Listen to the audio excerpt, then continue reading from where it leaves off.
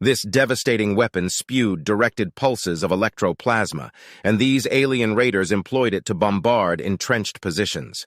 Loader girls were already running at the enemy in their power armors, lobbing pieces of equipment and cargo at the swift-on-their-feet aliens. It was a fight that they could not possibly win, yet these mothers joined it nonetheless. More of the starport's support personnel, the crews of ships currently moored here, they all poured out of nearby hangars armed to the teeth and firing. Their sudden strike a success, and with greater numbers, these Jern should have had the superior hand. Jean was not about to stand around like a statue.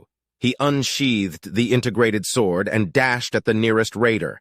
Screaming, the alien fired a few particle beams at his mech, yet was only able to hit him once before the long vibroblade cleaved him in two. Although Jean had training as a power armor pilot, this was his very first actual combat.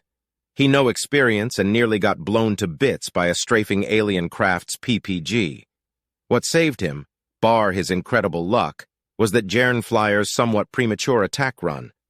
"Go to your family, we will hold the starport," shouted in his comms Lara, the starport's chief. "We have more gear and weapons in the hangars, we've trained for this." Apple Crate's defenses, mainly its anti-orbital railguns, roared shell after shell, aiming at something up in space. Multiple turrets, missile launchers, and mobile guns placed on the backs of various trucks rolled out of their garages. This new, well-organized, and brutally efficient wave of weapons fire caught the invader off guard. However, this riposte could not effectively stave off the literal swarm of Jern vessels.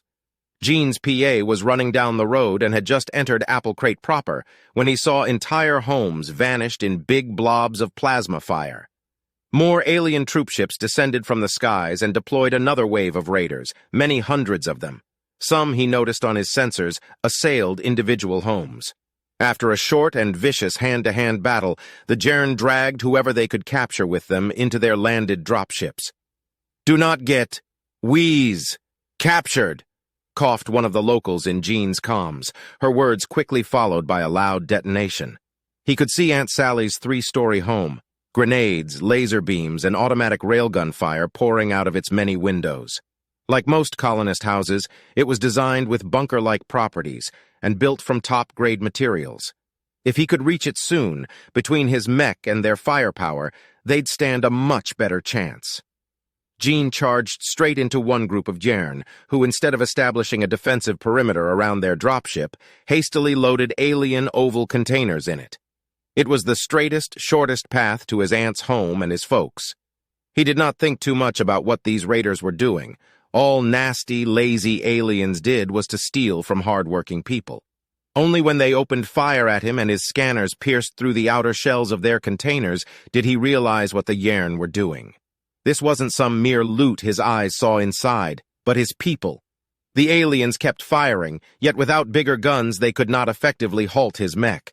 He slammed into them, and in a fit of cold rage, butchered all four with either his blade or mechanical limbs. The prototype emerged victorious and barely scratched by their beams, though this was not true for its pilot. It was a naked frame, a PA designed for hauling cargo, not cleaving through vile slavers in a frontal attack.